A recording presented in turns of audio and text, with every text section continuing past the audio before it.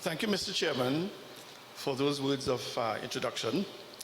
Chairman of today's Community Caravan meeting, Mr. Insaf Inatola, political leader of the National Transformation Alliance, Mr. Gary Griffith, and in the interest of time, I'll just say all other protocols observed. Very good night to all. You have to forgive me for 1 minute because I'm age challenged, and in order to read, I have to take off my spectacles. It's a reverse order. So as the chairman indicated, I'm an environmental management and sustainable development professional, and I have been that for the last 38 years. But tonight I want to address the dramatic and debilitating national disaster that has befallen all of us these past few days.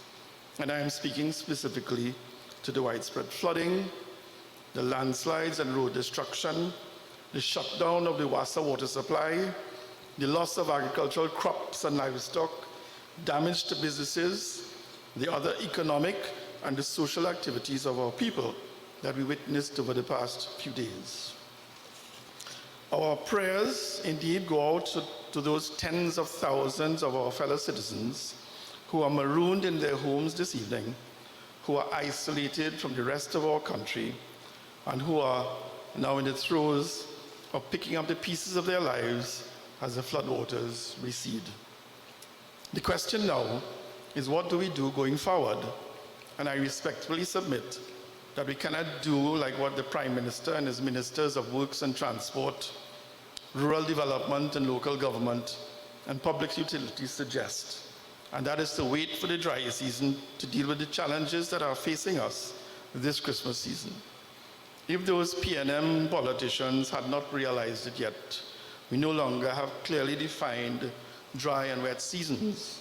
Climate change has seen to that. So we need to see the roads and the bridges repaired and the watercourses cleared as soon as possible, not next year, February. It's Christmas time in our country, and what a misnomer that is today, as instead of love, caring, sharing, giving and compassion, we see a caring PNM government, hardened in their stance to respond only to a favored few and not all.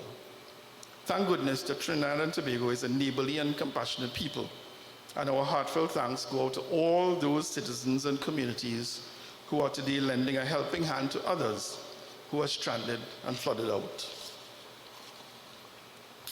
Contrary to Minister Sininan's pronouncement, that we are witnessing unprecedented weather events, we all know that Trinidad and Tobago gets severe weather events every year without fail.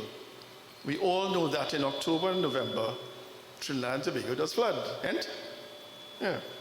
Rohan Boy, if you recall, in 2010, Auntie Kamla put on her boots and with her cabinet colleagues went out to deal with flood. In 2014, she did it again because it was flood again. And in 2018, all yourself PNM people call out soldiers, Coast Guard, police, fire, and all manner of persons to deal with flood in Greenville. This year, Greenville was spared flooding because the PNM well fixed them up nice after 2018. But Bamboo and Springvale, Woodlands and Tabaquite, Davie and Penal, Central and Grandie, and Mafeking and Tobago flood out big time. But where are the Army, Coast Guard, police, and fire now? It looks like this rounds is every man, Jack, and Jenny for themselves. What really causes this extent of flooding? Is it because the climate is changing so fast that the weather events are unpredictable and so severe that we can't handle it anymore? Is it because, coincidentally, every time we have a severe weather event, it's high tide? If that is so, then what do we do about it? The answer is that we can't do anything about climate change, which is a global challenge. But we can and must mitigate and adapt to it. Based on Minister Sininan's and his ministerial colleagues' nonsensical utterances on the subject these past few days, it's obvious that this would require smarter people to be in government. who understand what mitigation and management and adaptation means, since they just don't get it. Sinilan and his colleagues need to understand that they must stop reinventing the wheel and stop commissioning studies at taxpayers' expense for another national drainage plan for Trinidad and Tobago when so many have been done already. Mr. Sinilan's pronouncement yesterday that the government is going to do more studies leaves one to wonder who is benefiting financially from these new studies. Instead, they need to pull out the volumes of studies and reports commissioned by successive governments from the PNM to the NAR to the UNC to the PNM to the PP and back to the PNM again, and paid for by taxpayers since the mid-1980s. And these studies identified what the problems are and how to solve them, and they need to dust them off. This is to happen not just for the Caroni River Basin, as Minister Sinilan pronounced yesterday, but the Kumoto, St. Joseph, Arima, Santa Cruz, Caparo, Hondo, Sepero, Barakpo, Debe, Urupuch, and the river basins as well.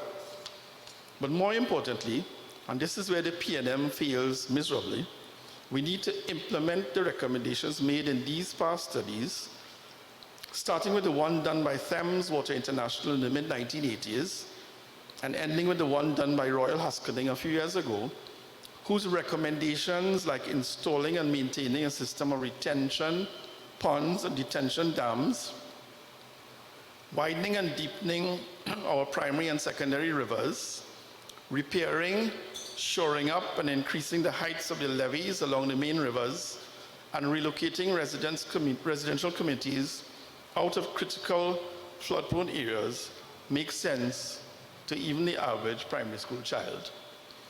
The PNM's standard excuses of funding, land acquisition challenges, and needing more technical studies ring hollow and can bring no comfort to the hundreds of thousands of our citizens struggling with picking up the pieces in the days ahead.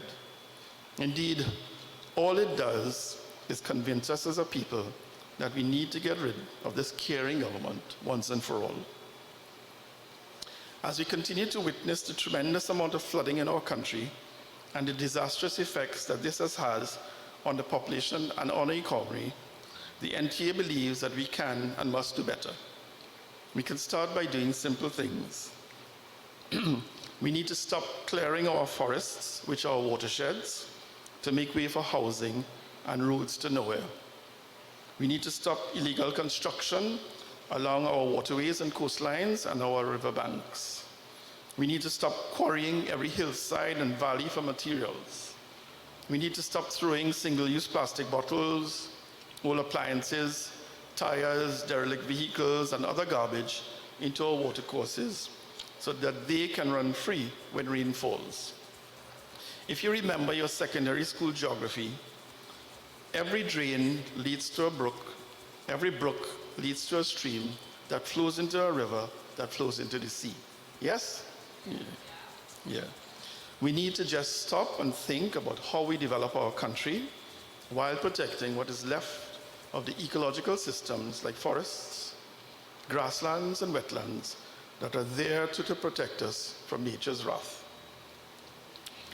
The NTA is promising a model for governance for Trinidad and Tobago called the LAMP model, L-A-M-M-P. To start the ball rolling, the NTA will develop an integrated sustainable development policy, strategy, and action plan to carry us out of this quagmire and morass of stupidity that the PNM and successive governments have put us in. Consequently, as it pertains to solving the annual flooding challenges, an NTA government will provide sound and capable leadership to implement its action plans. The NTA will devolve responsibility for the execution of the mitigation, management, and adaptation plans for flooding to state agencies that are best suited to these tasks, but the NTA will ensure there is accountability on the part of these state agencies and the contractors that they hire. The NTA will manage all of the financial, infrastructural, and human resources required to get the job done on time and within budget, and every time, each and every time. And the NTA government will measure and monitor the performance of all who are acting on behalf of the government and people of Trinidad and Tobago. You with me? LAMMP. 5 steps. So I know my time is running short, but I'd like to leave you with these closing words. We at the NTA are an alliance of like-minded people who have strong patriotic values and a common commitment to a future benefiting all of the people of Trinidad and Tobago. We are a movement that values inclusivity of people in the governance process, and we believe that this participatory approach to government, the LAMP model, will take Trinidad and Tobago into the next decade, developed country. This is our pledge to you, the citizens of Trinidad and Tobago, so join us and believe. Thank you very much.